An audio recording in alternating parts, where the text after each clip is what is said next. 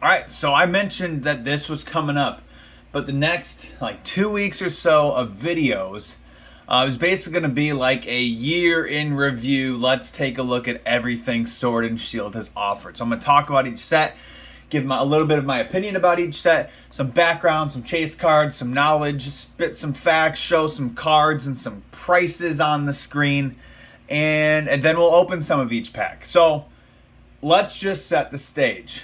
It's February 2020. COVID hasn't fully shut us down yet. Base set Sword and Shield is released. So it's coming off the tail end of Sun and Moon, which was stacked. You know, you had Cosmic Eclipse, you had Hidden Fates, even though it's technically not part of Sun and Moon, but it was in the same time frame. Unified Minds, Unbroken Bonds, Team Up, Lost Thunder, Celestial Storm. Sun and Moon in the beginning of that whole set with Crimson Invasion and base set, even base set Sun and Moon, was not very good. But Sun and Moon ended really hot. The entire second half or more was great for Sun and Moon. So Sword and Shield, here we come. We have to try and follow up Cosmic Eclipse with a brand new set. And I think it did the best job it could. So if we really think about this, as I talk about these cards, I'm going to be putting prices on the screen as well with pictures of some of the cards I'm talking about. That's based on just recent sold, ungraded listings of these cards. So obviously graded would be more, but we're just looking at base cards, no grade. This is what they're going for, sort of thing. So I haven't had the opportunity to open a ton of Sword and Shield, unfortunately. Not that I don't want to. Speaking of which, GameStop, I hate you, screw you still. I have an order for this lovely Snorlax and Lapras VMAX box that is just sitting there waiting for availability. Just figure it out. I ordered it a long time ago. It was in stock and you never sent it. I could go on for a long time. But I wanted that pack. Honestly, it had two of the biggest cards I wanted with that Snorlax and that Lapras. With the Snorlax, you know, that some of the best art I've seen in a card. And the Lapras looks cool as well. And there was a rainbow version of each, but the actual promo in that GameStop thing came with the two VMAX cards from that set, which would have been great to have. And then each of them in Sword and Shield had their own rainbow variation as well, so I wanted those Snorlaxes. Those would have been great opportunities to get some cards. So although that Snorlax card is 100% the coolest card in all of Sword and Shield for me, the big ones were like the Marnies. Trainers always get a ton of love. In a lot of Sword and Shield sets, the trainers are big hitters. There's a full art Marnie. There's a secret rainbow Marnie. Both of those are the two highest value ones in the entire set. Great cards though.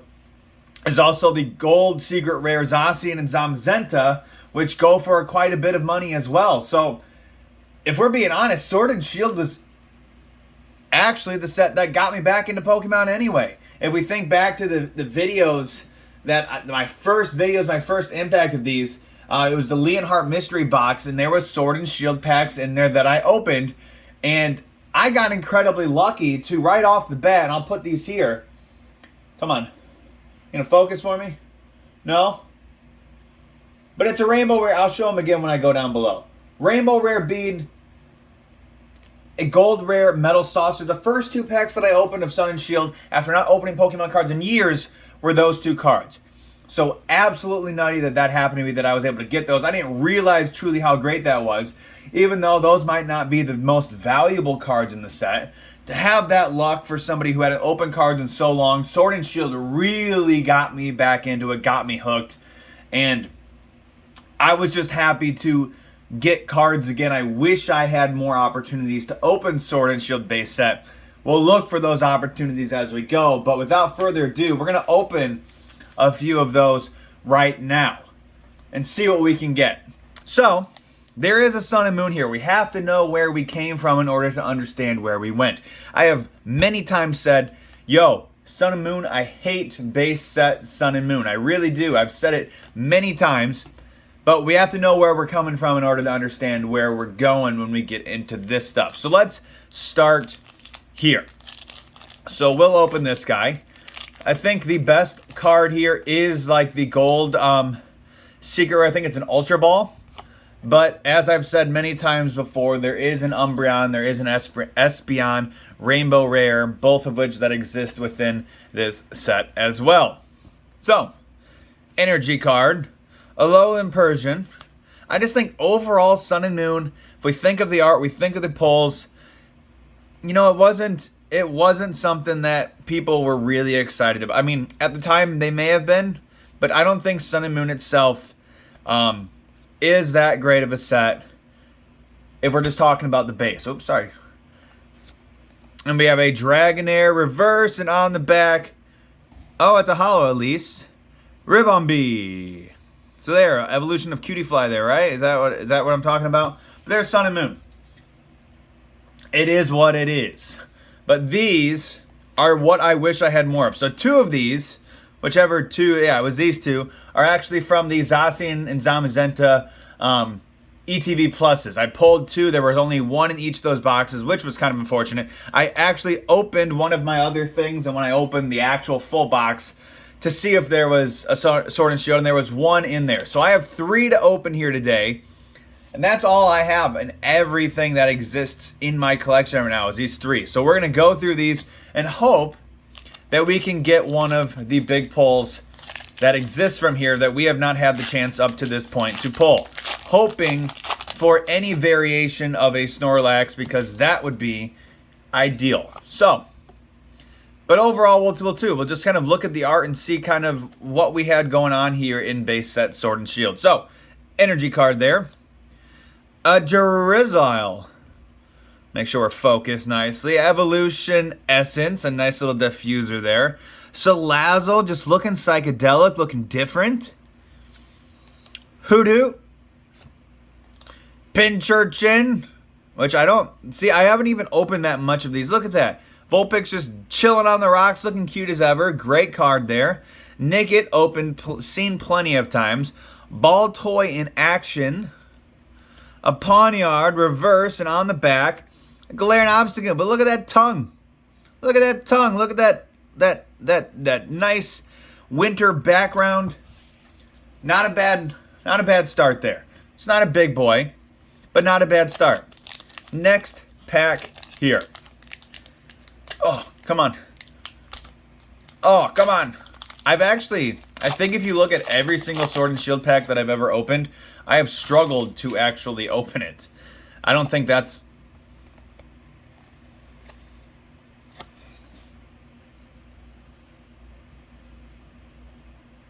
There's no code card here.